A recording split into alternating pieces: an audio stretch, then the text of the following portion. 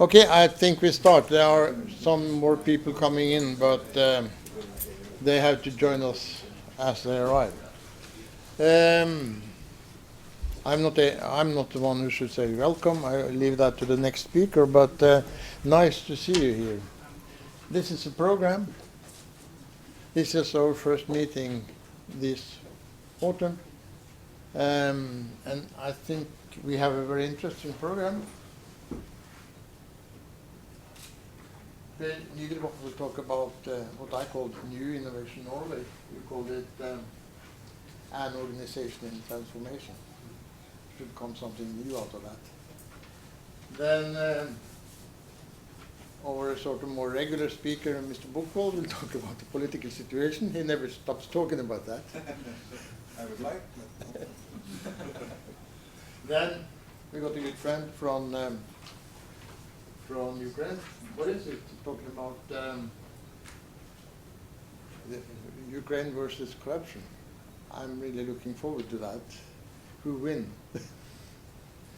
And we will make some update on activities in the chamber and sort of how we are thinking about the near future at the end. And after that, Innovation Norway has put forward something to drink and something to eat. And as we always say, the meeting is important, but the mingling and the informal exchange of information and experience after the meeting is almost as important as the meeting.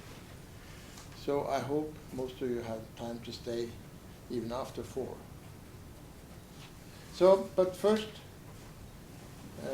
I may wish welcome our host for tonight, Niederbach from Innovation Norway. Thank you very much.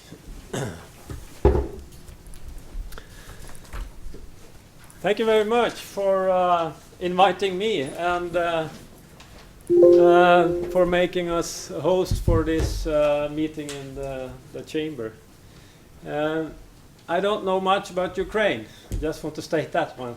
So I'm going to focus on what's happening in Innovation Norway and say especially something about our foreign office and our activities in international markets. Just to recap something about Innovation Norway, we have 3 main targets.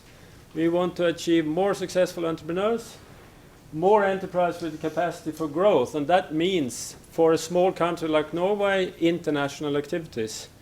You have to look at international markets for most of the Norwegian companies to grow. And last but not least, more innovative clusters. We believe that clusters is a very important tool for companies to grow and prosper. And we believe that the connection between Norwegian clusters and foreign clusters is a very good way to make business grow.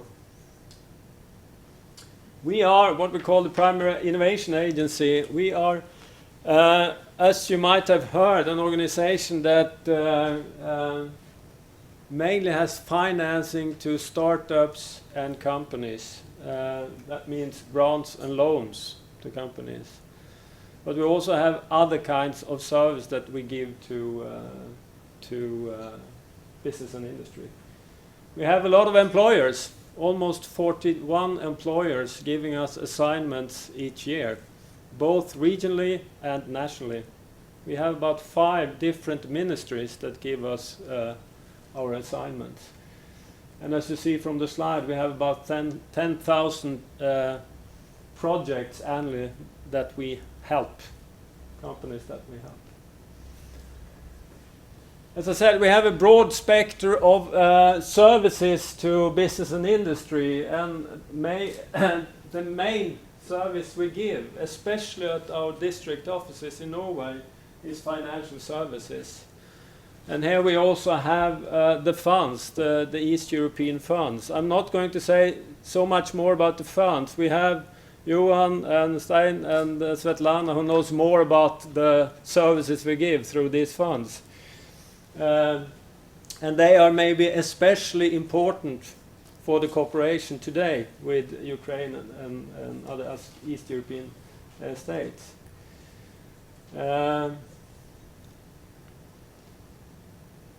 when it comes to the results of our services, we have seen a change from our employers, that they formerly used to get the results of our activities, but now they're focusing more and more on the effects of our services.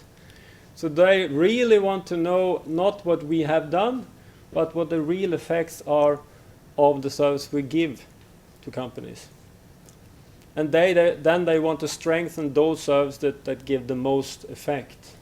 And we have started for some years ago a cooperation with Statistics Norway to look into our service and what kind of effects they give. And so far, we only have data for our financial services, and there we can show substantial effect, positive effect for those who receive grants and loans for innovation from Innovation Norway. And as you see from the slide, the support granted for Innovation Norway has a 9.7 percentage points higher growth in annual turnover than those companies who don't get that kind of service from Innovation Norway. So Statistics Norway have picked out a control group that looks the same as our customers, and then they make this comparison. So this is something that they want to do with all services. Our challenge for our service abroad is that the data is not good enough to make valid evaluations of the effects of those services. But still, we can see a significant effect for our customers when it comes to financial services. And then something about the changes going on in Innovation Norway. We were established in 2004.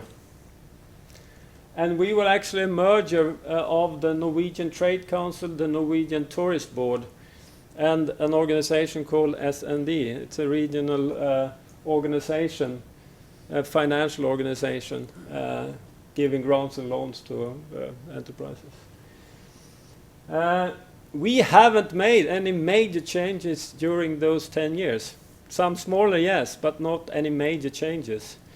So the need was actually high when we got a new CEO, Anita Krontroset, a year ago. Then there was both a high expectation internally, but also externally, for a change in the way we supply our service, in the way we work in Innovation Norway.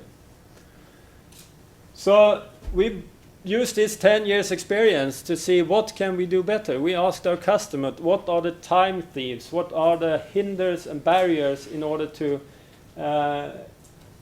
develop your company with help from Innovation Norway. And as you also know, we have a new government focusing more actually on research and development and innovation. They want to see more results of the input in research. So we started to ask our customers, what can we do to improve? And we know for the focus onwards, we have to be more customer driven. We have to ask, is this giving an effect, positive effect for the customers we are working with? In the state budget for 2015, we got a cut on our administrative budget of 35 million. And on beforehand, we even had to cut costs. So we actually had to cut our budget with about 100 million this year, which means or meant that we have laid off about 60 to 70 people internally. At the same time, we got 860 million more Norwegian crowns for our customers. So we had a higher engagement and a large job to do, but with less resources. And that is actually a challenge, but it's also, I think, a good thing for companies and organizations like Innovation Norway, that you have to rethink the way you do things. You have to rethink, are you doing the right things, and so on. So we also have to be more lean and cost efficient. And as you might have heard, many of our customers believe that we are too difficult to understand. especially when it comes to financial services. What are you actually supplying? What are actually the benefits for me as a company? And how can I achieve and benefit from those services in an easy way? So we now have to look into our portfolio and the way we deliver services. How can we improve? So there's a lot going on in the organization at the moment to be more customer driven and to be more lean and to be more easy to use for our customers. So internally there are 5 things going on, and I will show you in a moment our new organizational structure. We have reorganized our organization in what we mean in a more proper and efficient way. We have begun to look at our internal processes, how we deliver services, how can we do that in a more simple way, in a more efficient way. We have started now in August to revise our overall strategy. And it's a revision that we will finish now in December. Then our main board will make a decision on our strategy further. At the same time, we are looking and revising our strategy for our role in foreign markets. What are we going to do? How can we become more relevant for the future needs of business and industry in international markets? And how should we cooperate with other actors like Chambers of Commerce, like the Ministry of Foreign Affairs, like NUCC, INPAO, and maybe also universities and so on, academia. So we are both revising strategy overall, but also looking in how we can have a more clear-cut and obvious role and relevant role in foreign markets. And we also revised our brand. You might have seen it. See it up and on top. We used to have a green brand with dots. Now we have a red one. And we have a lot to do in digitalization. And that's something I think all organizations are challenged on at present times. We have to look into how can we digitalize our organization to be more lean, efficient, and adjust to the needs of our customers. This is the new structure reflecting both our strategy, our mission, and the topics that we would like to put on the agenda. We have 5 divisions actually fronting the customers. And the first one, as you saw from our mission, we focus on more successful entrepreneurs, more companies to grow, and more clusters. And then we added Brand Norway, and that's a division who is going to develop a strategy how to better brand Norway and Norwegian business and industry abroad. And last but not least, we have a division on sustainability, and that's because we mean that developing sustainable businesses, not only businesses, is something very important for the future. So in our organization chart, we want to state that this is an area, this is a topic that we put very high up on the agenda. In that division, for example, we have an environment technology scheme, which is very important for us to develop other sectors, more sustainable sector within Norwegian business and industry. And then the division that I'm heading is called Regions and Finance, and that's actually the division that's delivering our services. We used to have an organization with one division for all the district offices and one division for all the foreign offices. And then we have some silos not connected in a good way. What we want to do now is to have a better value chain from what we're doing locally at our district offices connected to what we are doing in international markets. So you have an efficient value chain from the regions out to the relevant international markets. And this is the way that division is organized, and as you see, we have we have also all the financial services delivered is also part of this division. The credit manager, the credit director of Innovation always sits in this division. And then we have organized our offices abroad through 4 regions. And those are the main continents where we have offices abroad. And we brought them back from sitting abroad to now sitting at home, better connecting to the business industry at home, and to show better the possibilities that you have in the markets. So these 4 regional directors are responsible for their offices in their on their continent. And then, as you see, we have the 15 regional or district offices in Norway. I just want to show you this one. This is actually one of the drivers for many of the changes going on. We mean that this is not just a transition for innovation as an organization. It's actually a transition of the Norwegian economy. It's actually a transition of the European economy, driven by sustainability and the future needs, and the needs to solve some vital societal changes challenges that we see worldwide. This is particularly challenging for the Norwegian economy. And we see now major effects in our organization due to a much lower oil price. This is the number of applications in 2015 so far, compared to what we have in 2014. And we especially see in Rogaland, in the south and in the west, where you have the oil industry, a demand for our services, especially our financial services. Grants for startups, loans for startups, and financing development projects. And we can also see that people from the oil industry who got laid off now starts their own business, and then they are coming to us and ask for help.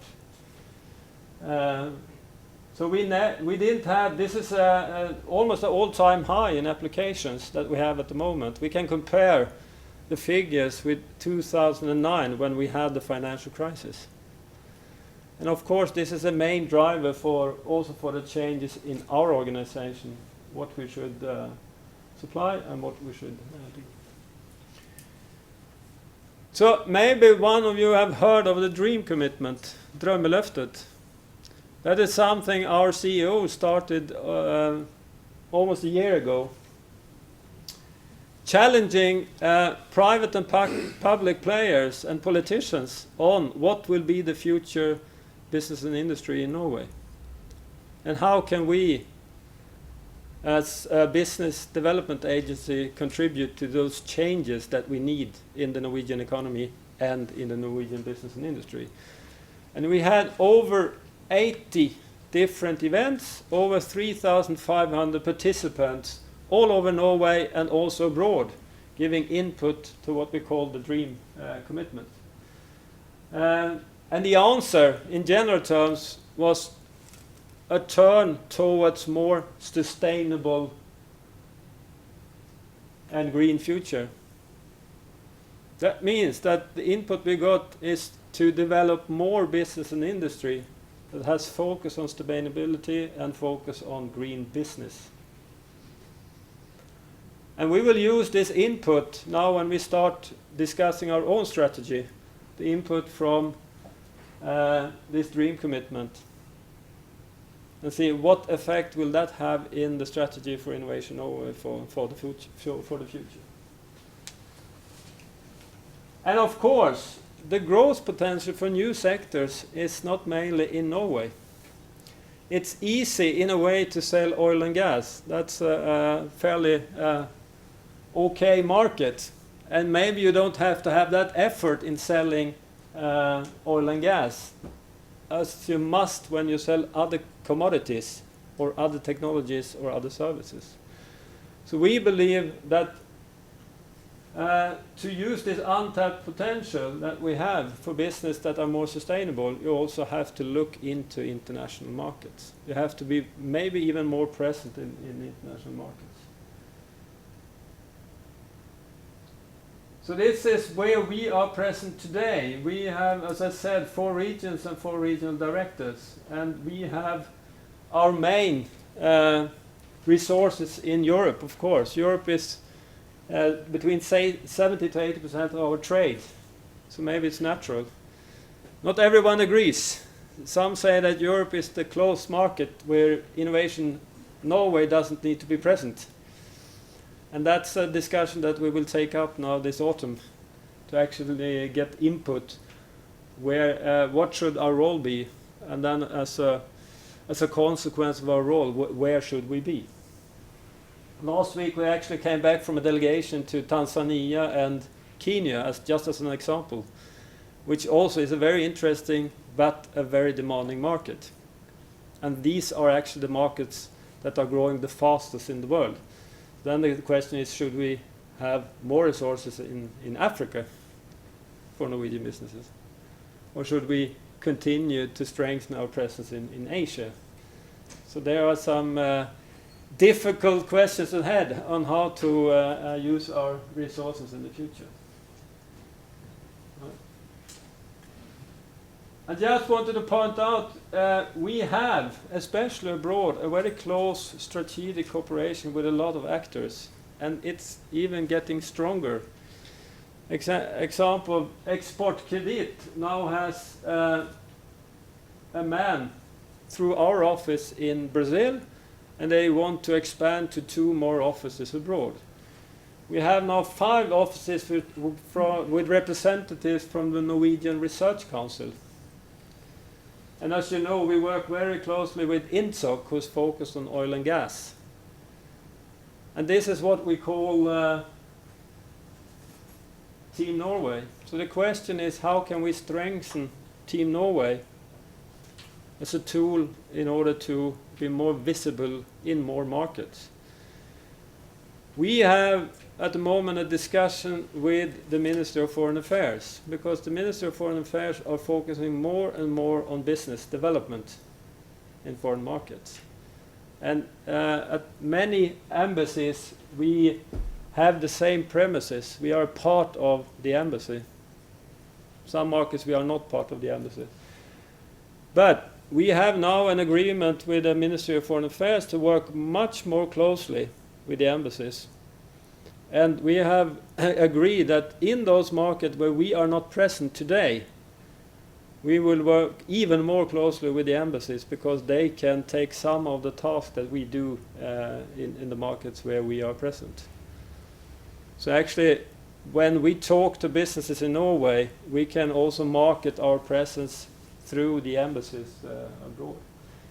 And we have agreed to or challenge the embassies to establish what we call a business agenda, where Team Norway sits together in these markets and actually develops their own business agenda for that country, where we take part, where other members of Team Norway takes part, but the embassy and the ambassador is in the lead of that business agenda.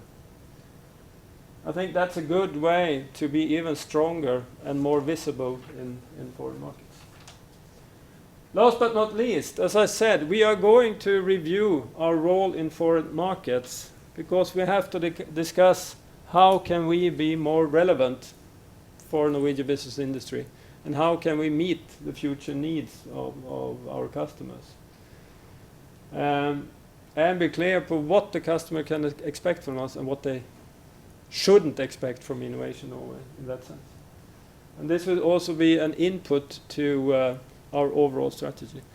And I told the Chamber of Commerce that we really want input from the Chamber. What you mean should be Innovation Norway's role. I don't talk about presence in the first phase. I talk about our role, and then we have to discuss our presence in the next step further. And we have quite little time. we are going to finish this work by December this year. Then we have the overall strategy and we have the strategy on our role abroad. So we actually have the time until December to get the necessary input on what you mean should be our role in foreign markets. So that's what my message was. Thank you.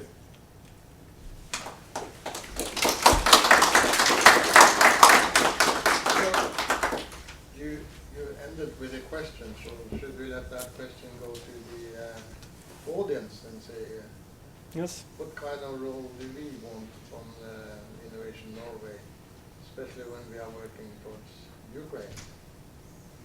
Are there any questions?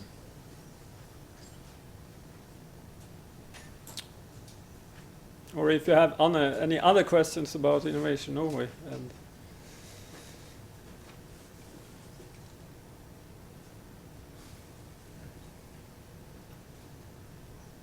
no. When you promote development in other countries, what kind of relationships do you have with the governments in the other countries? To other governments in other well, when we have, for example, when we, as I told in my presentation, we had a delegation to Africa, to Tanzania, and then we have a very close, together with the embassy, a very close relation to actually rather high up in the government in those countries, to have the right connections between Norway and actually, that's a way of facilitating business links between Norway and the other countries. So when we were now in Tanzania and Kenya, you have the ministers, you have actually the president in some occasions who are present at these delegations. It depends sometimes how big this delegation is and who's representing Norway. So you hire up when the king is going and all the prime minister, then it's of course easier to get the relevant contacts on a very high level. But I think it's important to establish those, not maybe that the business and industry directly sees the results of those connections, but in order to link the countries better together, you have to have those. I have two questions. Hmm. One, I saw on your organization chart you have a department called Brand Norway. Yes. Can you tell me a little bit about that? And my second question is, does Innovation Norway mostly only focus, or are you exclusively focused on startups, or do you also go into enterprises that are already established and help to build those? First of all, Brand Norway is about building the brand Norway. And we are talking both about business and industry, to brand Norwegian business industry abroad, but also to brand Norway as a tourist country. As you know, we have the former tourist board of Norway as a part of Innovation Norway. So we also have a mission to promote Norway, to bring tourists to the country. And if you can combine those two tasks to build the brand Norway, I think we will succeed both in market our business and industry and the top competence that Norwegian business and industry have, and we will also at the same time market us as a country for tourists. So that's the main task of that division. And the other one was if we work with, of course, not only, actually startups are, if you look at the number of companies that we have, is the largest small part. The largest part is actually existing companies. And if you look at foreign markets, it's mainly larger companies. And that's even if our main target group are SMEs, we also work with the large company because the small companies can piggyback on the larger when they go abroad, like Statoil and Yara and Hydro and Ekhougen and the rest. So I think that's a very good way to get smaller companies out into international markets. But the main problem is that we have too few companies growing. There's not problem with startups. We had enough startups in Norway, but too few companies who are growing, and especially growing internationally. So. At what time can we expect you to open an office in Kiev? That's a very good question. As I said, we will start by reviewing our role what should the role be of Innovation Norway, because we have now many different roles, and not always you have a clear picture of what you can expect from Innovation Norway, because we have so many assignments. Like in Washington, we have one man working just towards the defense industry. In San Francisco, we have an incubator. And in some African countries, we are working through NORAD with business matchmaking, actually an aid program for those countries. So we have a mix of, and when it comes to new markets, we have to wait after we have decided on the role and then decide what should the presence be. And as you know, as I said in the beginning, our resources are scarce. If you look at a market like France, which is actually a big European market, we have 5 people in Paris, but only 1 working with trade. The other 4 is working with tourism, profiling Norway as a tourist country. So there you have the challenges that we meet as an organization. How should you distribute the scarce resources that we have in order to meet the needs of the companies? You had a What did you think? Ola? Yeah, Ola Bøster, Minister of Foreign Affairs. I'd like to confirm what you say about the relationship with the Minister of Foreign Affairs. We really appreciate the relationship we have with you, and put a lot of faith and expectations in this emerging relationship. Also, of course, this our role as Minister of Foreign Affairs and the government's role in promoting businesses abroad was the theme of a recent report to the Storting. But I'd like to pick up one point you made earlier. You made a reference to the funds management. So Innovation Norway manages these 2 funds, state funds, on behalf of the Norwegian government. One called the East Europe Fund, and the other one Northwest Russia. 120 million kroner plus 150. And both funds are somewhat underutilized. But I understand that these funds have been the object of recent evaluation process. And when we looked into, I'm primarily now working on energy issues with regard to Ukraine. And we, at least on our level in the Ministry of Foreign Affairs, believe that this fund, this Europe Fund, could be engaged more actively in pioneering investments. And going as a first step. So this is an interesting discussion, but we would like to start this more systematically, both with you and also the other ministry in charge of the fund. It's true. We've recently evaluated and looked into those. It was actually Mena and I think, who evaluated these funds and came with some recommendations also. We are now in discussions with the Ministry of Trade and Industry how to further develop those funds. I don't know if some of my colleagues who know these funds much more, who could say something about the results of that. That will be out next week. That will be out next week. So we wait with the, but still we are in a dialogue with the Ministry of Trade and Industry, and there will be, I don't know, but probably some changes in how we look upon those funds. But as I said in the beginning, the ministry are much more focused on the effects of our instruments. So if they don't see the effects, what we do abroad, what we do with our financial instruments, they will not at least strengthen those instruments. Or we have to come up with some good ideas on how to get better results, get more effects out of these financial instruments. But as you heard from Stein, there will be some results out next week, and we can come back to the Chamber of Commerce. Hi, my name is Johan Bukkvoll. I work with these funds, and even though the evaluation has been ongoing and will be publicly known in the not so distant future, these funds are open for business. We do have available resources to invest in companies that had activities amongst other places in the Ukraine. So we're ready to talk to one and every one of you given that you have good projects and you view them investment worthy? I think we soon have Yeah. to put an end to this discussion because of the program, but I thought I have a last comment. Yeah. You were talking about Team Norway, and as we mentioned when we talked to you earlier, I think we as a Chamber of Commerce could very well be sort of considered as part of this Team Norway because we have quite a lot of competence and quite a lot of contacts in these markets.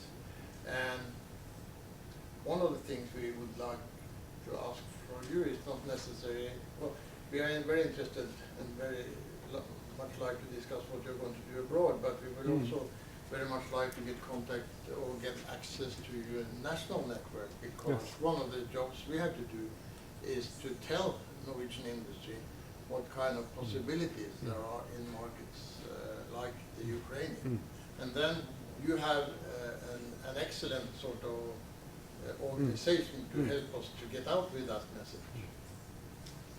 And that's a good point, and that's why I said that one of the big changes in our structure is that now we put the district offices and the foreign office in the same division, because we want the district offices to know more about the international markets and international possibilities, so they can connect when they meet a company who might be interested in Ukraine and other markets. They can connect this instantly. There used to be very tight silos between those two divisions before, because the foreign offices that they have their customers and the district offices that they had totally other customers. So at least we hope that this will make the value chain more efficient. So to keep up this with the agenda, we have to say thank you very much for it. Thank It was you. very interesting, and also thank you for inviting us.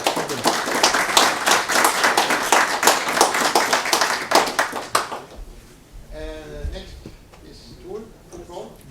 He have made a lot of excellent presentation on the situation in Ukraine, and he has always something new to talk about. So, so what do you tell us about the situation in Ukraine today, Thor? Yeah, okay, we'll see. Thank you, Sigmund, and thank you for having me again. I think I have 25 minutes, and there should be some time for questions and comments, so I'll try to be as brief as possible.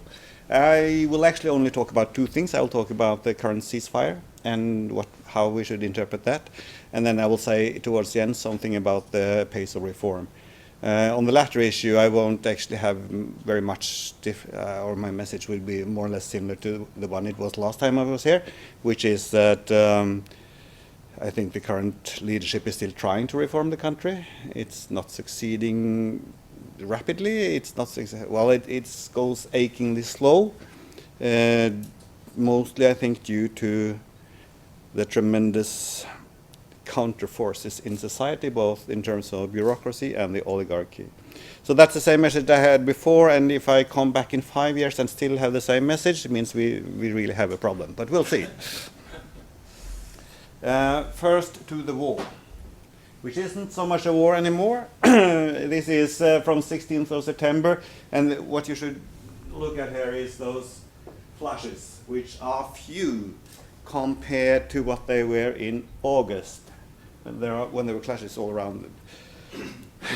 The border with this is the occupied area, or the area under control of the rebels, and this is these are Luhansk and Donetsk Oblast. I just actually came this morning from a briefing or a debriefing of the Norwegian observers in that area, and they all confirmed that it's now quite stable and peaceful. There are occasional shootings here and there, but on average it's peaceful. So how should we interpret that?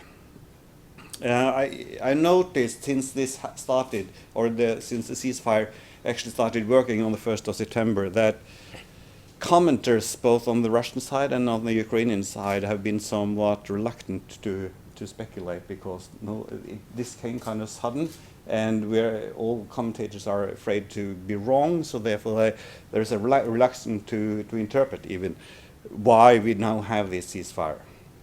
So let me suggest three options to you. The first is that this is actually the first step first feeble step towards a political solution, sometimes very far down the line. The argument for that would be that two arguments basically. Putting military pressure on Ukraine the way that Russia has done up until now has not given any good results. Ukraine is not giving in, basically. The Ukrainian governments are not giving in to the Russian demands. Doesn't work. And the second is that the sanctions on Russia are hurting. And actually the IMF came with a new evaluation the other day where they said that now it's even for the IMF difficult to say whether it's the low oil price or whether it's the sanctions that hurt the Russian economy the most. That's different from what it was before, because before it was quite clear that the sanctions had relatively smaller effect than the low oil prices. Now, it seems also the IMF suggests that the sanctions are taking a heavy toll on the Russian economy. So what Putin has been doing so far is not working, and it's very costly. So that could be two reasons why he's trying to go for a political settlement rather than the military, or just pushing Kiev by military means. I don't think this means that the Russian goals are changed in any sense. I mean, his main goal is still to prevent Ukraine from going west. So I don't think that has changed. But I think maybe he has realized that just forcing the Ukrainian government is not going to work. If he's going to have some kind of result, he should put pressure on the EU, and then the EU puts pressure on Ukraine. So I think he's trying maybe to go that way via the EU, because especially Berlin and Paris also, I think, are really not keen on more fighting in Ukraine. So they may to some extent be willing to listen to some of the Russians' demand and present them to Kiev. And Putin knows that Kiev is totally dependent on support from the West. So maybe Russia is trying to go that way to get its will. If this first interpretation that we are seeing the first step of towards a political solution is true, that this will be a long process, because the Ukrainians are not going to give in either. So it will be long back and forth, and I don't see any solution soon, not at all. But it's a possibility. That's the first possibility. The second interpretation is basically that this is a pause, and that when Putin has given his talk to the General Assembly in the UN, and when he's had maybe his meeting with Obama, and when he's back in Moscow, then things will start over again. So we'll have more shooting maybe towards the end of October. That's possible. You could even imagine a kind of a new offensive where you don't just have shooting on the border, but where the rebels actually try to expand the territory. Ukrainian military sources still talk about this a lot. I don't think we can exclude it. I am a bit, though I don't see that as the most likely thing, because even if there is a new offensive, a kind of broadening of the military operations, it's still very unclear whether that will be enough to force the Ukrainians into some kind of surrender or giving in to Russian demands. And although the rebels are now well armed, they've been for all the time actually, but they're now probably more organized into military units that are actually capable of fighting together. Still, they're probably not that good that they could engage in an offensive against the Ukrainian forces without support from regular Russian units. And that, if that happens, that would mean again more Russian military casualties in Ukraine, and Putin is really afraid of those, I think. So I won't exclude the second option with a new offensive, but at the moment I think it's less likely. And the third interpretation is just that Putin may have decided that creating this enclave within Ukraine, which is now well armed and to some extent able to defend itself, and the Ukrainians are, at least the current Ukrainian leadership is not set on taking the area back by force. By doing this, he has created enough of a problem for Ukraine for years to come that will actually maybe be enough to stop Ukraine from either succeeding in reforms or also not going west. Basically, the West, neither the EU nor NATO will ever consider taking in a country which has this kind of problem within its borders. And this latter interpretation is quite possible. It's kind of a new Pridnestrovia then, a frozen conflict. Though Russia recently, some of you may know this, removed some of the more ideological leaders from the leadership of the rebel communities, which doesn't really support the last scenario, because if they wanted to keep this as a kind of a problem on its own within Ukraine's borders, they should probably have left those ideological leaders there. So what I'm seeing now, if I should to some extent interpret what will happen, I think that Putin is trying for some kind of political solution, but we may very well end up with a third option, that we get some kind of frozen conflict after all, because a political solution is just not possible, or at least very difficult to get. Yeah, actually I should these are the three options. Sorry, I should have put that up before. Then I will say these are, in addition to what's happening in the East, these are, I think, the most important political tendencies in Ukraine in 2015. That is that there is an initiation of reform, but there is a lot of bureaucratic resistance. National consolidation, in the sense that, and I think I said this in this audience before, huge swaths of the population of central and eastern Ukraine are no more committed to the Ukrainian state as such than they were before the war. So the effect has had a consolidating, the war has had a consolidating effect on the Ukrainian population. There is increasing popular support for European integration, and more problematic, there is an increasing level of political violence in society. I think this probably happens to all countries that experience war. There's a lot of arms around. You have private sector and other more extreme political groups with access to arms. We have seen episodes in Frontal Rada, we've seen episodes in Mukhacheva, in different places. It's kind of a natural result of the wartime situation, but it is a problem, an additional problem that the Ukrainian authorities will have to deal with. Just quickly on reforms before we go to questions and comments. This is from Vox Ukraine, which tries to monitor the progress on reforms all the time, and they set up a scale where 0 is then obviously zero reform, and 5 is maximum speed of reform. And then they set a level at, or they say that to get to 2, that's an acceptable pace of reforms. If you belong to, you are progressing less than should be realistically expected. And, well, they've been about 2 for a couple of months, but basically it's not moving forward very fast.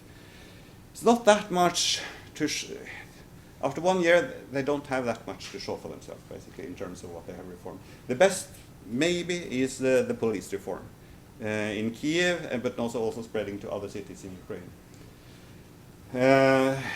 This doesn't mean that they are not trying, but it's going very slow. If you compare, this is a comparison with Georgia, and it's based on the Economic Freedom Index developed by Wall Street Journal and Heritage Foundation, I think. And it's also not that impressive. I mean, if you look at Georgia, things obviously go much better in Georgia than they're doing in Ukraine. Although you need to say that Georgia has much more time, of course, to implement the reforms. And actually it didn't go that fast in Georgia either. The first year was problematic before it kind of took off. So the message from this table would be that it's understandable to a significant extent that reforms haven't taken off yet, but now we're really getting to the point where they should start to take off. Though Georgia didn't have a war on its in its country in the same way that Ukraine has. That's you need to give some leeway for the war problem, obviously. I've said, I think before in this audience, that I saw the bureaucracy maybe as more an impediment to reform than the oligarchs. Some reports lately suggest that that may be a too quick conclusion, and that the oligarch hold on the political leadership is still quite strong in Ukraine and not yielding as much as we would hope. Just want to, and this is just kind of free thinking, but the change that Ukraine is trying to go through, or the reforms, they're trying to build a society based on impersonal institutions like the rule of law, like all these other institutions that we need for a society to succeed. That change happened in Western European countries like 150, 200 years ago. When that happened, if you look at England, for example, where it happened first, it didn't happen by removing the old corrupt elite as much as it happened through a kind of agreement within that elite of going from being totally corrupt to actually accepting some kind of form of rule of law. If you transfer that to Ukraine in today, there's a question, will Ukraine need to get rid of the oligarchy as such in order to reform successfully? Or is it possible to reform with the oligarchy, as to some extent happened in Western European countries? Knowing the Ukrainian oligarchy is difficult to get really believe in that it's possible to reform with them as part of the deal, but there may be actually no other possibilities. So I'm just putting that out there. I don't have the answer myself, actually. I should actually have been finished by now, but I think since the rest, yeah, so we can have some Q&A. Okay, comments, questions, whatever. Disagreement even?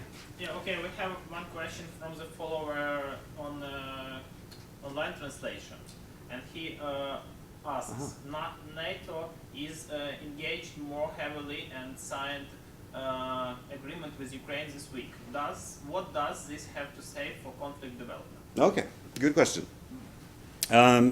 NATO as such is still not giving arms.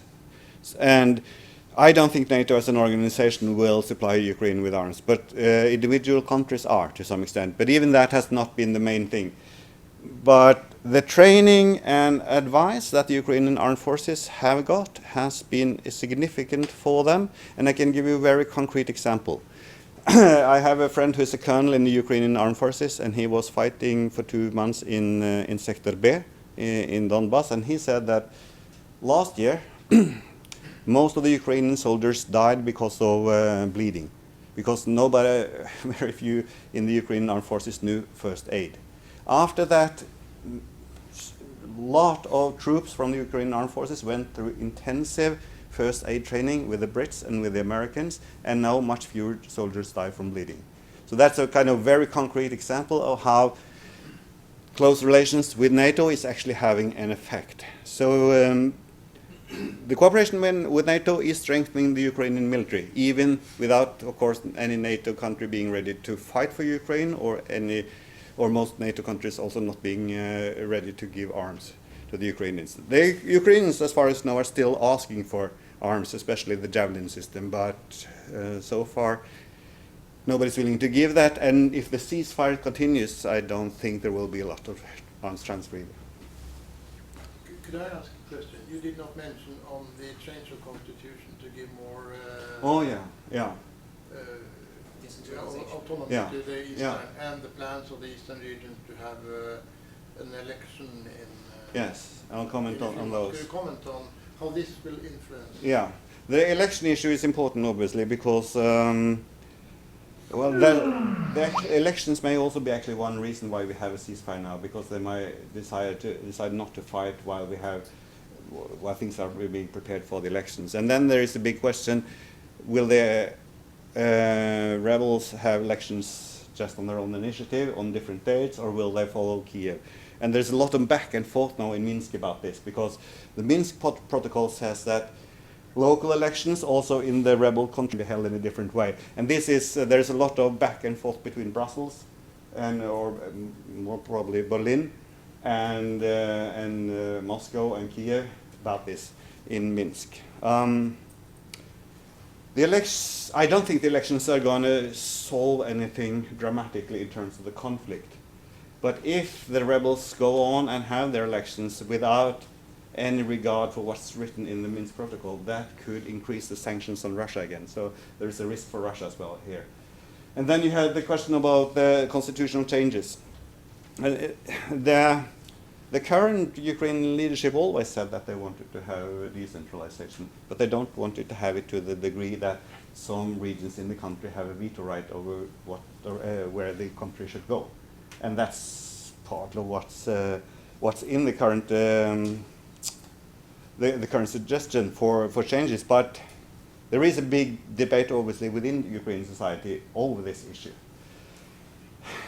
I think you can say to some extent, to put it very crudely, that there is a kind of a war party in Ukraine and there's a peace party, and the president is on the peace party. He's ready to give up something in order to have peace. There are others who don't want to give up more or less anything because it's just not fair. And at the current moment, the peace party is in power, and that's should make it easier. But still, also, I don't think Marchenko will ever go to the length that he jeopardizes Ukrainian independence and such. Though some sources, actually many sources in Ukrainian media now say that if it'd been completely up to Poroshenko, he would get rid of Donbass or these occupied areas as soon as possible because he has no need for them. But there are a lot of forces within Ukraine. He can't do that for domestic political reasons, also because Putin wouldn't let him and Merkel wouldn't let him either. So there's the big issue, which I talked about here before also, is who's going to pay for that area in the end? One more question. The Ukrainian people went to the street 2 times. What is that? The Ukrainian people have gone to the street Yeah, 2 yes. times.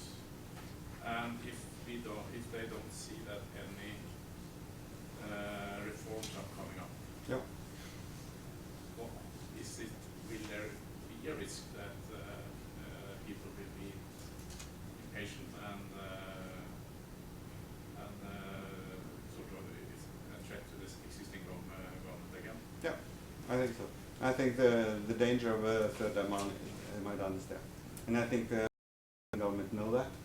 And that's actually something that forces, even those who are not that keen on reform, it forces them to at least make a show of it and maybe even try to get some action. It's a very significant pressure on the Ukrainian government because those who are in power now do not want to be in the same chair that Yanukovych was in last year.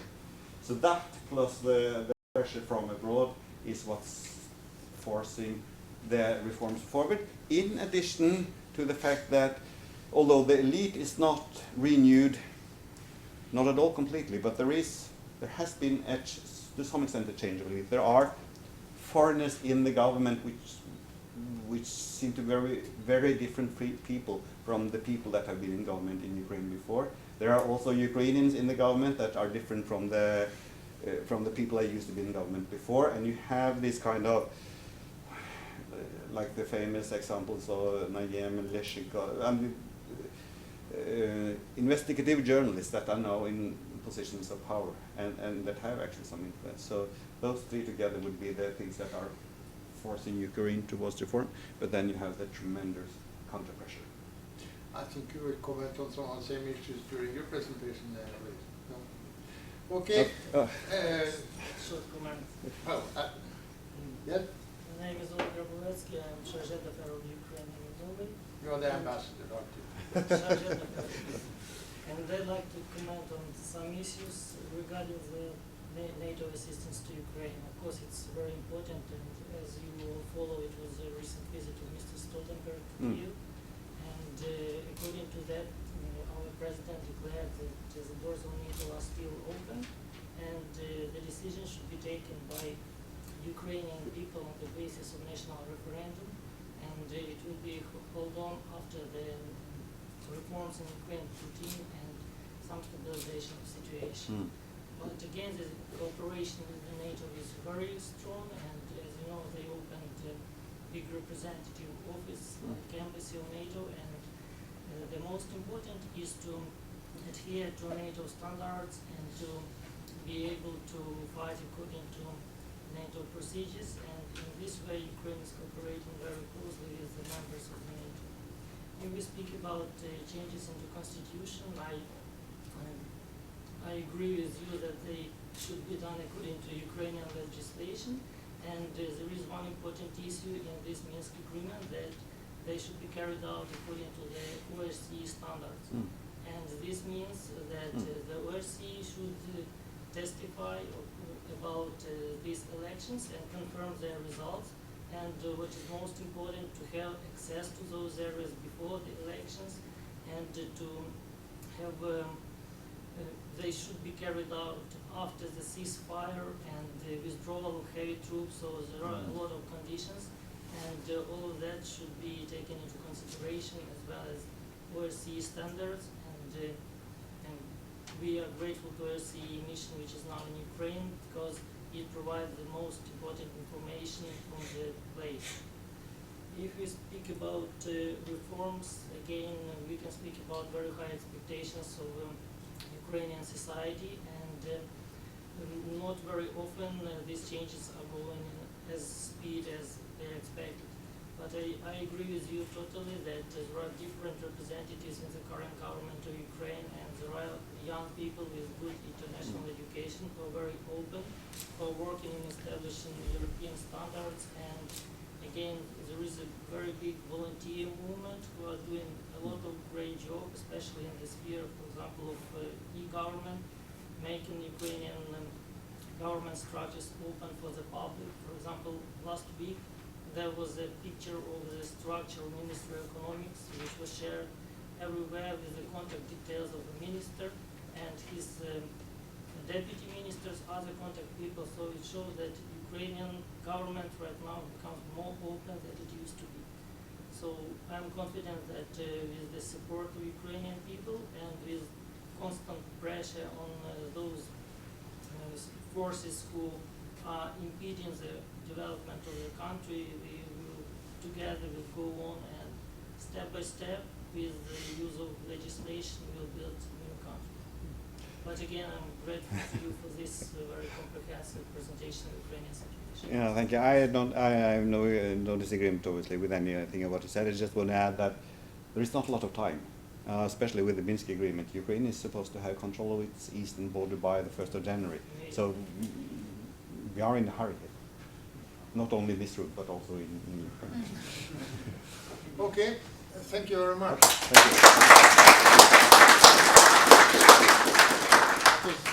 you. You will also come back to some of the issues.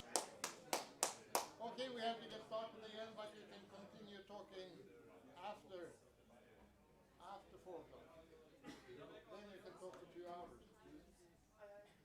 Or discuss, sorry. Not talk, discuss. Okay, come on.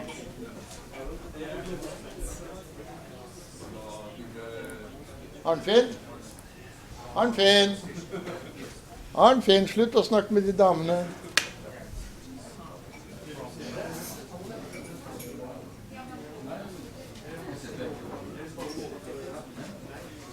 Okay. Next speaker is Danevych from Ukrainian law firm. I always call law firm Danevych, but I know we have a second name as well. I think we're going to continue some of the issues that Thor were touching upon, but going deeper into some of the issues. So please. I think this is my question. Not mine. Hello everyone. I'm always happy to be in this city and this country, and because I like it a lot. Not only this nature and people here, but the values of Norwegians. And that's why exactly I'm gonna talk about that unpleasant stuff, I mean, which is very common in Ukraine. So today I would like to share with you some thoughts on what is the current way and where we are on the way, and where the Ukrainian government is on the way to transparency, which is very important for fighting corruption and for efficient government and for prosperous country. Also, I would like to talk a little about faces, new faces in the government, probably some old faces, changing faces, and some not very enthusiastic faces in the government. I will also talk about some newly established authorities in Ukraine which are important in terms of fighting corruption and setting up transparency. And just very briefly about related reforms in terms of what are the driving forces now, and just a few cases, if you don't mind. You know, this is something very emotional for me, because I spent many, many nights on Maidan 1.5 years ago. And I must say that for many people participating in those events, it was something very important to start changing the country immediately after Maidan. I can say that right in the end of February and in March of 2014, many people from business, from NGOs, from different areas started doing something, uniting, doing something to change the country, not waiting for the government, not waiting for the elections. And the expectations really are very high now, and they're still very high. But the involvement of the society, of the active part of it is also very significant. But why I'm Ukrainian lawyer talking about corruption and actually what's the reason? And there are probably a couple of them. Well, first, we as a law firm, and actually we merged with my partner Oleg Marchenko exactly because of the values we are sharing. We believe that we are, as a law firm, as professionals in Ukraine, responsible for reforms in Ukraine, facilitation of reforms. Because we are experts in certain areas, and we may do significant input in it. And as an example, just in March 2014, together with different experts from different organizations like PricewaterhouseCoopers, Deloitte, and some others, we started an initiative on reforming of public administration and sources of financing of public administration, of officials. We created a strategy and we created a draft law. We discussed with the president's administration, and it was on a very top level, and we are fighting for this now. I don't know if you know what is the current average salary of public officials in Ukraine, but it's up to 200 euro, not per hour, not per week, not per day or something, per month. The average, it's not average, I'm sorry, it's almost the top level. It's about ministers in Ukraine.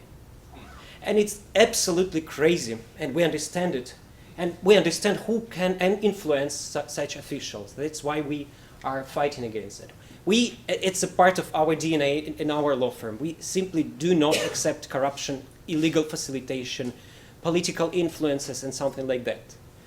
And we believe that we are responsible not only for what we are doing as lawyers in Ukraine, but also for the market we are working on. So currently we are going to launch together with several other law firms, including international law firms operating in Ukraine, and some things got local as well. The initiative connected with the ethical standards. Believe me or not, but it's a day-to-day, just everyday practice of Ukrainian lawyers to give bribes, not to pay taxes, to pay salaries to employees in envelopes, to pay kickbacks, etc. And we're talking about lawyers who are working with law and justice. So that's very important, and we are working on that as well. And that's why it's very natural for me to talk to Norwegian people about what is important for us and important for me about fighting corruption and transparency. So on the way to transparency, what is being done now? Some positive slides. The electronic service, electronic administrative service, electronic government. It was briefly mentioned already, so I would just add that. Currently, we have just almost every day more and more opportunities to use online services, online registers, online resources, apply for something electronically, receive information, sign documents, etc. electronically. This is definitely the way to transparency. And also the mechanisms of access to public information are, well, not always governmental officials are happy with that, but they anyway have to respond to requests for information, etc. And some e-services are already in place, some are on the way, and many are on the way. I would say that the Ministry of Justice is among leaders in this area, and we liked it a lot. It's very important for business. I will give you an example. We got a request from our client who was a bit worrying about the land plots he invested millions in Ukraine. He asked us just to make a quick check of whether everything is okay with the land title, etc. And we used practically only new sources of information, official registers, mechanisms of access to information, and we got, unfortunately, very negative pictures. So this gentleman, unfortunately, does not own the land plot he invested millions in at all. Some of the land plots do not exist in Ukraine, and it was a total fraud. So what it's a sad example, but it's good in terms of what's possible now, not only for lawyers, it's possible for business as well. The public procurement system and its transformation. Well, totally corrupted system in Ukraine. Totally corrupted. When it's about healthcare or when it's about military, whatever, totally corrupted. It used to be, and as it was perceived as just, well, absolutely black, no gray area, black area. So currently we have some new legislation in place. We have several online platforms for governmental authorities and public enterprises to procure goods, services through such electronic online platforms. And we have a great system now, it's a platform Prozoro, which allows monitoring of governmental expenditures. What's important? The improvements actually made under the pressure of international creditors, donors, and Ukrainian active part of Ukrainian society. With significant involvement of good people from the Ministry of Economical Development and Trade. But frankly speaking, the new legislation might be in place already for many months. It's only from September. But anyway, I will just give you a feeling what is it like. It's a very interesting example because Prozoro was created by IT business in Ukraine in cooperation with government. And so very strong professional business people in IT industry created this together with government. So everyone could, they have not only Ukrainian version but also English. Everyone could enter the site and see what are the governmental expenditures now. Well, some words about faces of the government. New faces or new authorities. Well, in prosecution, we have an ongoing, almost ongoing, I would say, well, ready to be launched reform. Very important because it's about new people to this totally corrupted authority. And currently the testing or assessing of new candidates, thousands of new candidates, is on its way. Next is the two important authorities, National Anti-Corruption Bureau and agency. One responsible for investigations, the second responsible for anti-corruption policy in the government, monitoring of public officials, etc. And the first is already established, the second is on the way. We have a new leadership, for example, in Anti-Monopoly Committee. For many years, it used to be a very corrupted authority. Currently, we see new faces there from business. Well, I would not say I am happy about all of them in terms of transparency and their previous experience, but it's absolutely a new approach. So currently, it's possible to send an email to the member of the leadership team of the committee regarding some issue and get grounded response by email soon. It's fantastic for Ukraine. You would definitely need to go for a meeting and wait for maybe weeks or months when a person would like to meet you. Now it's possible in a different way. I like the Ministry of Economical Development and Trade because they are currently implementing many visible things like the public procurement initiatives.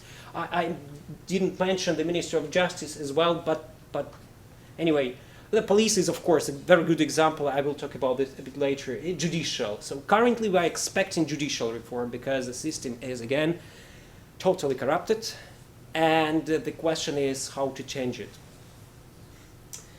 I would also mention the illustration process, which is ongoing. As you might know, the process concerns people, officials from Yanukovych regime, people connected with Soviet Communist Party, and also connected with KGB, etc.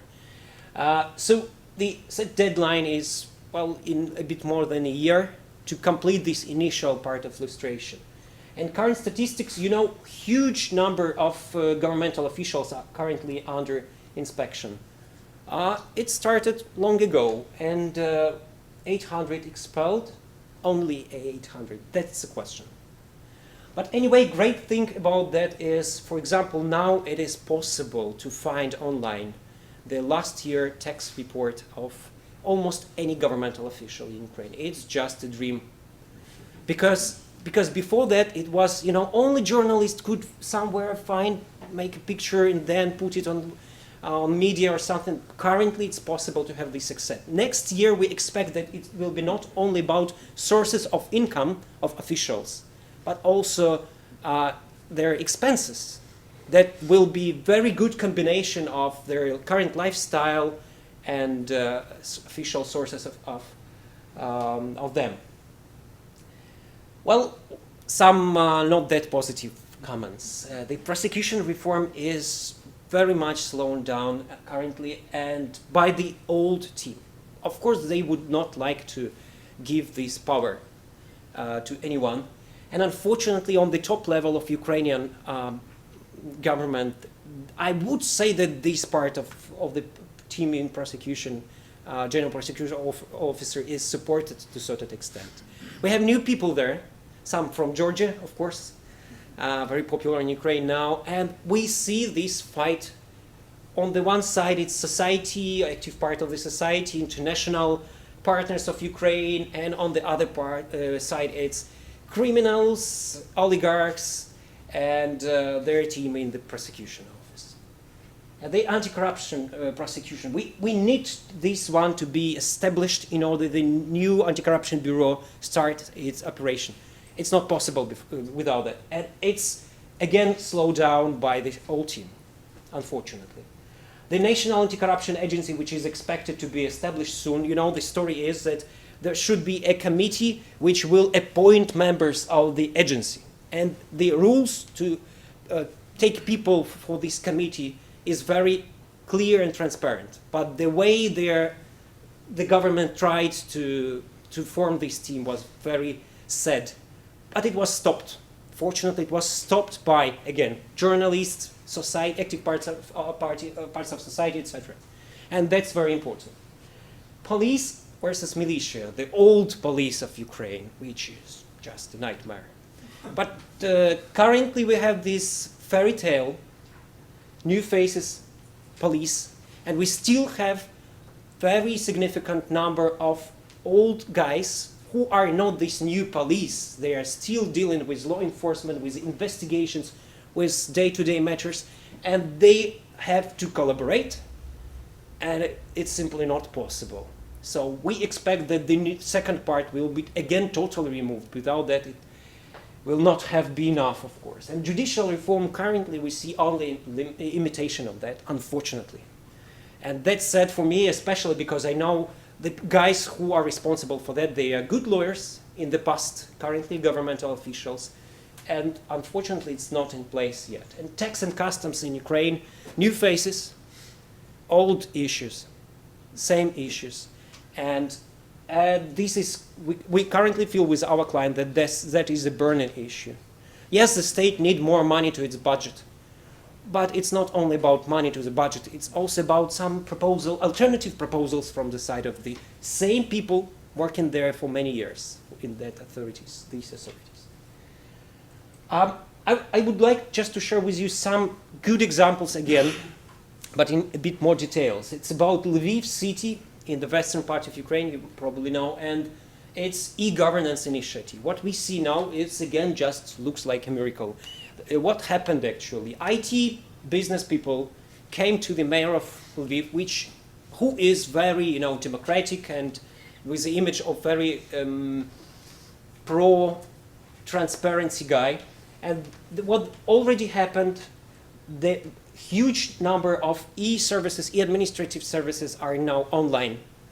And you won't believe, people are coming to Lviv, for example, to get some services there from other cities of Ukraine, because it's easy, fast, and transparent. So it's possible. So I would also mention the Lviv Customs Initiative, which is now shifting to the electronic form of activity. New police mentioned many times, yes, but it's so great to have this example in our country. But, well, it was implemented. Why it was implemented?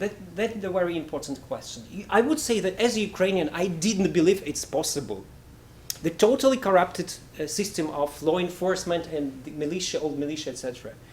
And now absolutely new face, new type of people who are helping people, who are provide security on the streets, etc. It's unbelievable. But this is implemented. This is clearly implemented from the beginning. In some cities completely, in some cities it's now been launched, etc. But we see this example. The question is, what are the drivers of all these reforms? And I would mention the public, volunteers, NGOs, people who are working, well, part-time as volunteers now, many people. International creditors and donors who are very demanding in respect to reforms, of course, and that's very good. And also I would mention foreign governments. For example, the police example would not be mentioned today without the US government, for example, strongly pushing on Ukrainian government to implement it. I'm not sure that Ukrainian government was absolutely sure about that idea of change. But we have it. Can you see here Ukrainian government? No.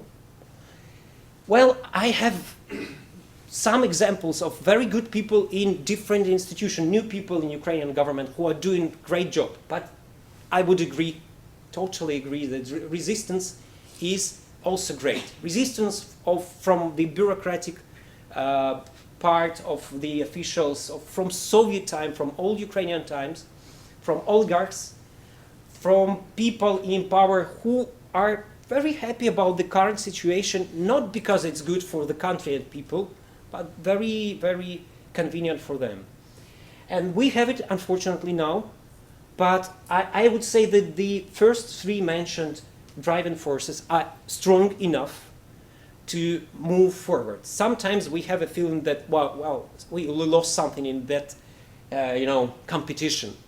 Like a couple of days ago, there was a news in Ukraine that the public administration reform, which was on its way, total reform of governmental institutions, way of establishing, appointing, open contest for each position, etc., will be cancelled after it passed first hearing in the Parliament of Ukraine.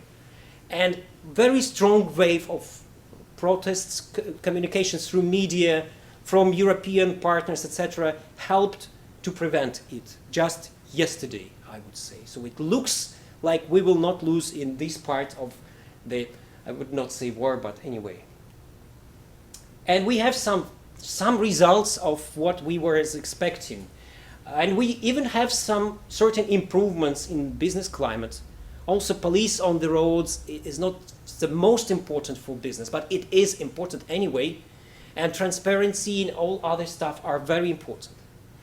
And this is ongoing process. But what I would ask you about as Norwegian companies and organizations influencing Ukraine, I would like to ask you to support this change in the way you can support. You are anyway doing your business in Ukraine in a transparent and legal way, but you also could make your partners in Ukraine, your counterparties, to be in compliance with legislation, to demand it from them.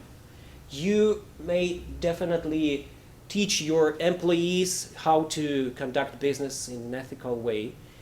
I would suggest you to try new instruments which are now available, like e-governance instruments, etc. And finally, I would kindly ask you to promote your way of doing business and business ethics. It's very important in Ukraine because we have, you know, in Ukrainian society we have people who are inspired not because we have many good achievements at this point, but because we understand that we need to get there to that point. And we have significant share of the population, which is like, oh, come on, again, nothing happened, no changes, no reforms, etc. So we would need this promotion of the way which is very good for our country from your side. We would deeply appreciate it. That's it. If you have any questions, I would be happy. Well, thank you for a very inspiring presentation. Do you have any comments or questions? I just comment, because it's not necessary to argue with lawyers, and I will not. I just would like to appreciate this presentation.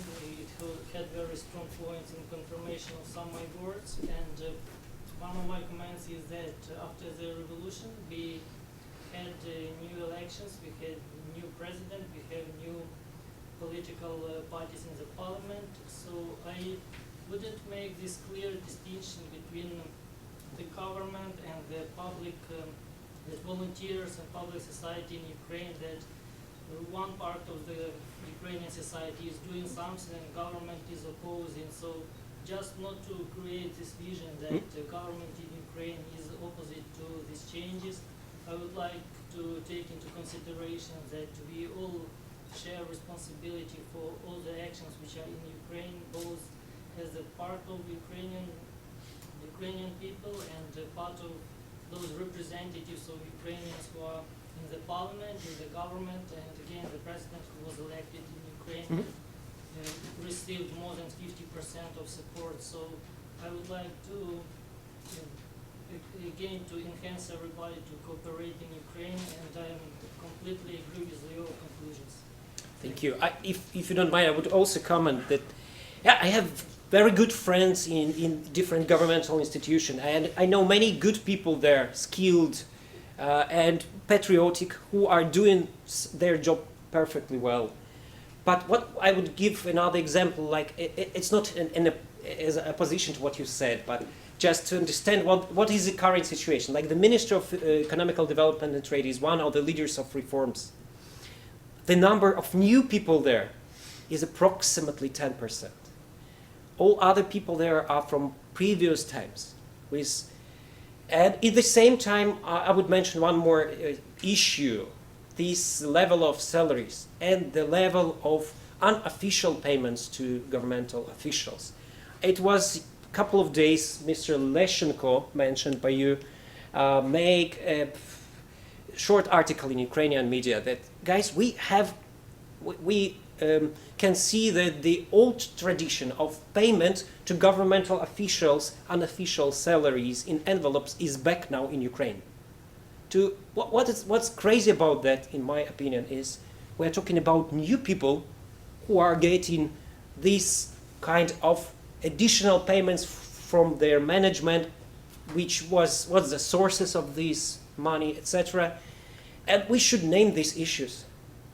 Because we proposed long ago the idea how to finance officially on a market level, on a fair level, the governmental officials, but unfortunately we still in this part see no changes, no reforms.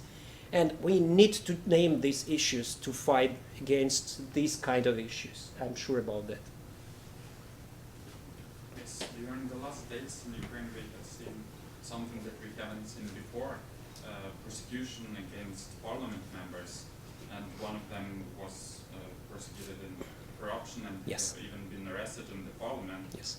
Do you think that we can consider it as a fight against corruption on the top level, or is it just next political persecution from there?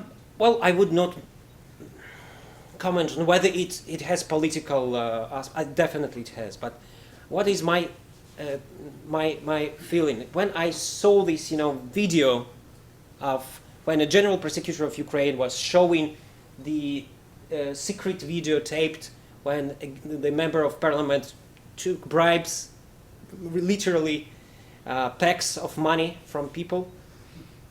And one thing which I noticed was the faces of at least half of the parliament members.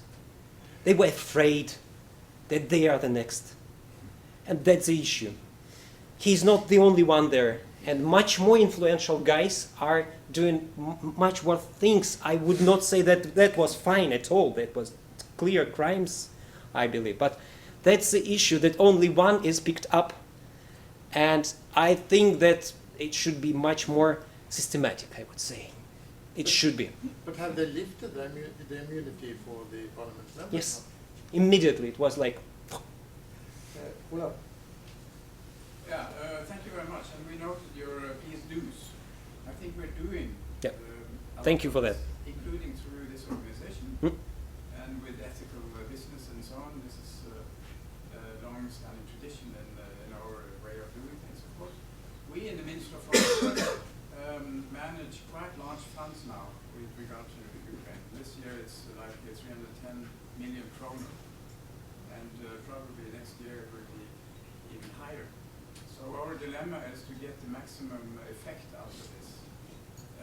But I personally believe that working through business and doing investments and doing it right in key areas is a very important thing. Not only capacity building and seminars, but actually working in the field with real projects, but under the highest ethical standards. So thank you very much for this input and also the somewhat positive assessment you have of the whole process, basically. You mentioned also the Georgian factor here. I was wanting also to ask Thor about this, because Saakashvili, the former president of Georgia, is the governor now of Odessa. In your opinion, why Saakashvili and why Odessa? Well, that's not legal at all question. That's, you might be interested in my personal opinion, but well, Odessa is a very, it's not an easy region in terms of organized crime, in terms of history of corruption, in terms of its importance for Ukraine, infrastructural importance, in terms of many factors like the risk that we will have new Odessa People's Republic or something in comparison with Donetsk or Luhansk. So it was important to make this regional safe from this point of view, and he was a good candidate for that, probably. I think he might and must, I would even say, do something more than only develop the region, but he's currently declaring in media in his interviews that he has time like one more or a little bit more than 1 year to start reforms there. He already started, launched many reforms, but then he is ready to do something else. Maybe getting back to Georgia, but hopefully doing something else in Ukraine. He is from time to time taking parts in some other initiatives in Ukraine related to reforms, and so it's not only his focus on Odessa. When it's possible, he is in press conferences, he is knocking on the door of the president and telling, like, man, we need to change something in that area because it's a nightmare, like customs, tax, etc. So I don't know whether it was a good solution to limit his role as a governor of Odessa region only, but it looks like he's doing that very well. It looks like. Okay. Do you know who presently is in charge of Ukrainian custom? And what are your expectations of the reforms in this organization? Well, we have a recently established State Fiscal Service of Ukraine, headed by Mr. Nasirov, Roman Nasirov, who used to be an investment banker and then involved in politics and then member of the parliament. and he is not perceived in Ukrainian society as a reformer and as a transparent guy at all, I would say. This is not just my opinion. If you will just Google it, no. But what is being done now, not the fiscal service is responsible for reform, but rather the Ministry of Finance, which is headed by Ms. Natalia Yareska. I would expect reforms from her side much more significantly in comparison with the Mr. Nasirov. So in this respect, it's possible that customs and tax system will be changed significantly. But currently it was, presented the concept of the tax and customs reform recently by the minister. But we already have an opposition in the parliament, and not sure which position were held. So we'll see. There just seem to be rapid changes on the leadership, especially the custom. Yeah. One lawyer was appointed as the head of customs recently, and now he is dismissed. We could take one more question or comment and then take the rest during the mingling. One more question. Please, one more question. For your firm, legal firm, is it easier to work now, or was it easier to work 2 or 3 years ago? Well, we have as a company. Yeah, I understand. We have not changed. We was the same 2 years ago. So in terms of corruption or something like that, paying taxes, etc. But it's more interesting to work now, I would say. It's not easier. We have, well, financial part is like we have growth in revenues as a law firm, but I would not say that because of the situation in the country, because we are very much involved in disputes and protection of clients, in litigation, etc. And yeah, but it's not easier. It's probably different way of currently doing legal business, because we are focused not on transactions, not on setting up business, but rather on protection, on representation of clients in different courts, anti-monopoly committee, tax authorities, etc. Thank you very much. All the questions you have to take after. Thank you. Thank you.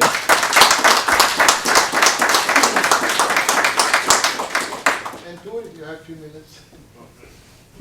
No, take a bit more. Pretty fast.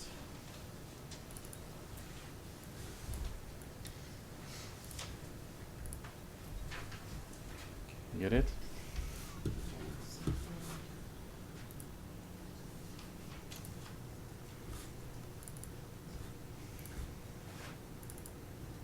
Yes. Could you see litt om støtten for UD? Yeah. Yes.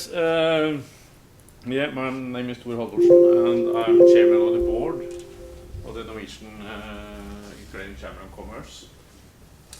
This picture, I will try to explain a little bit of how we think and how we will work going forward. We have a sort of milestone in our work. We are very lucky. We have got a grant from the Ministry of Foreign Affairs for the 3 next years, which enables us to increase our activity.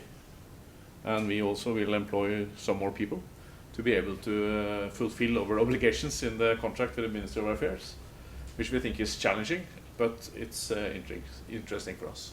First, the NUCC. We are here. We want to be a prepared partner for businesses in Ukraine and Norway that wants to do business with the 2 countries. And we want to increase business because we think it's a huge potential for the future business relations between Norway and Ukraine.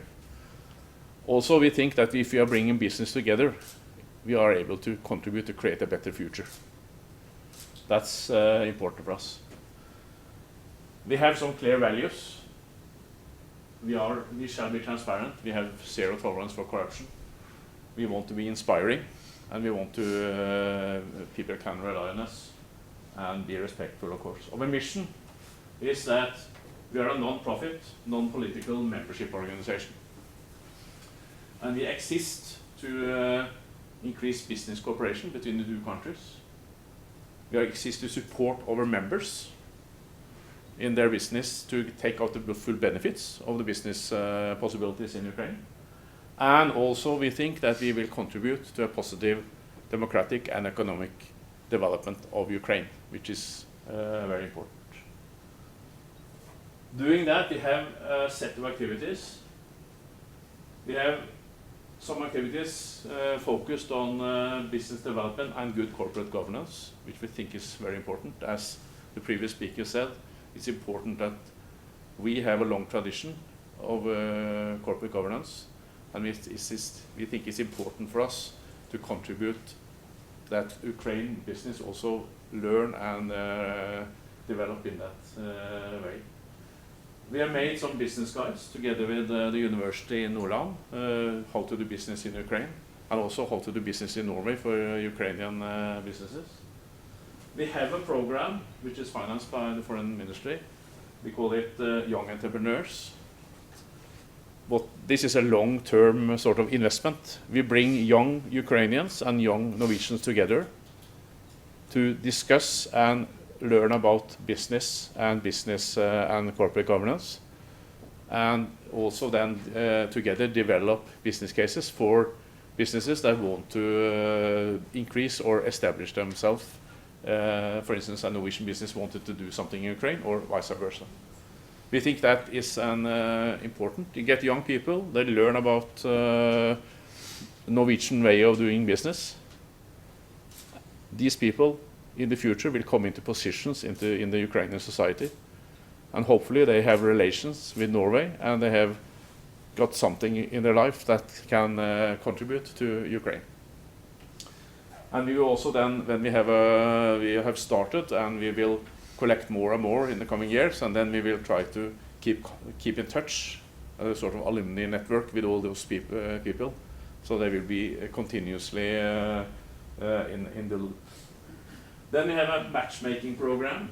That is, we have a clear idea that we should connect Norwegian and Ukrainian businesses.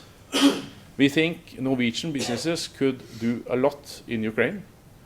IT industry is, I think it's around 2,000 Ukrainian people working for the Norwegian IT industry already. We think it's a bigger potential. But we think it's a lot of potential also in other industries. Ukraine has a very favorable cost point compared to doing things in Norway.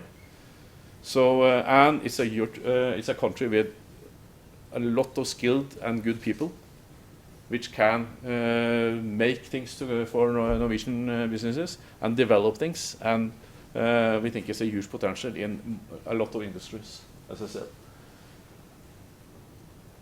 And of course, we want to develop competence in the businesses that works with Ukraine, but also in Ukrainian businesses that want to work in Norway, because we see also there's a possibility for Ukrainian businesses to have relations and maybe also export things to Norway.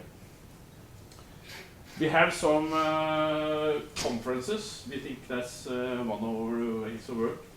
We had last year a very successful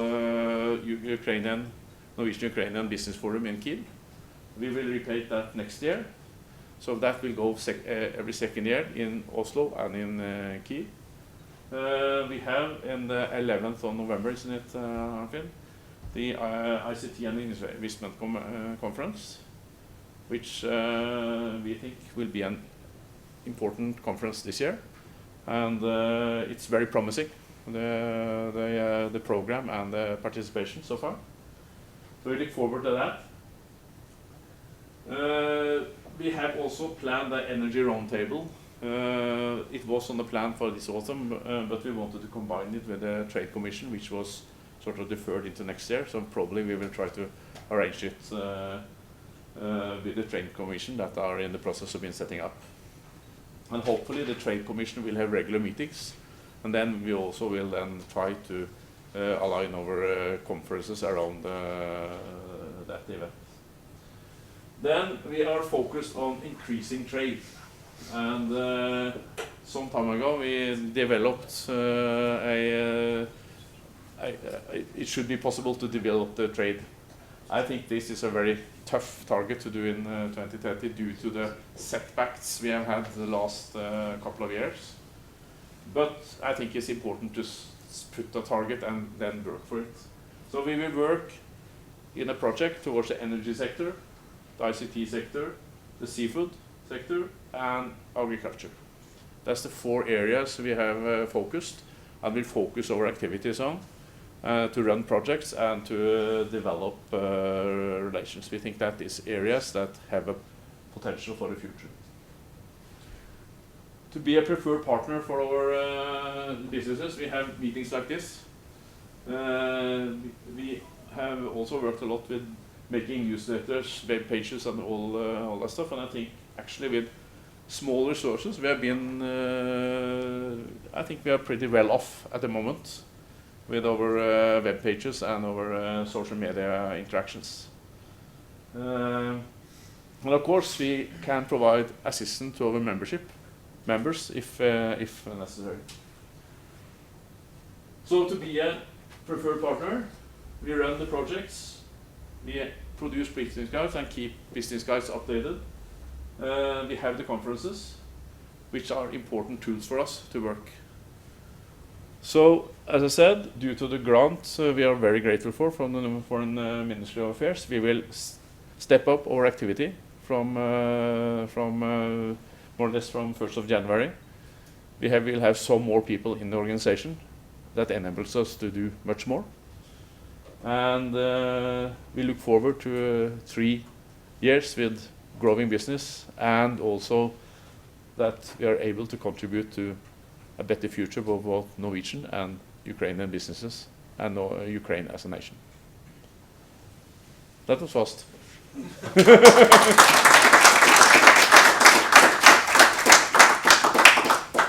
What's the end of the program? Any questions to Thor?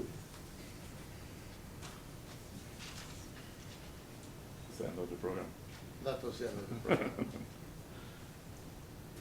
Okay. Well, everyone should register for the 11th of November, just for you to know.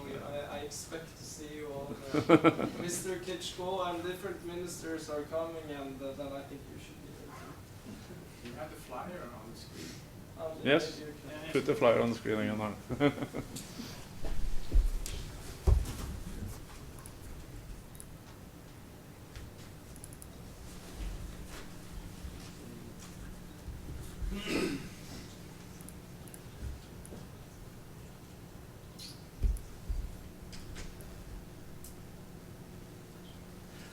Unfortunately, Arnfinn has decided to leave us for another position. We're really going to miss you, Arnfinn, but this will be your last stunt, and we really hope this will be a big event that sort of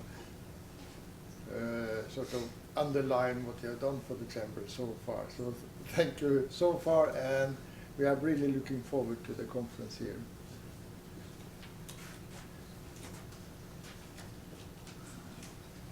So we hope to see everyone there. We were also talking about the event after 5 o'clock.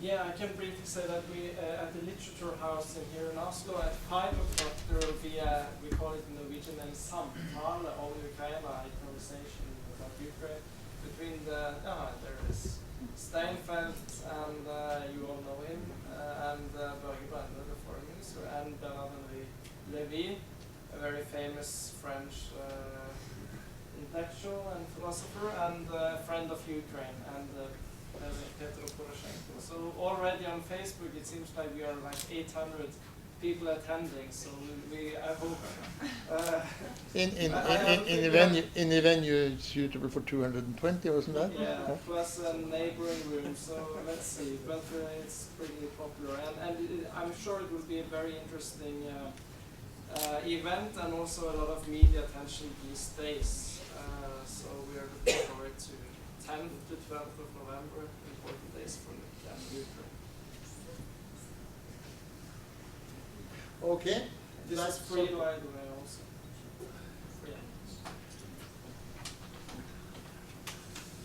Have you decided what look after now. First here and then here. Yes. Thank you for participating in the networking meeting so far.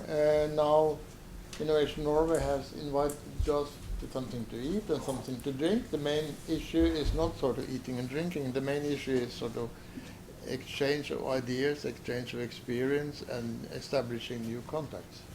So all the questions you were not able to ask during the presentations, you are now able to ask. So, Svetlana, you open the doors.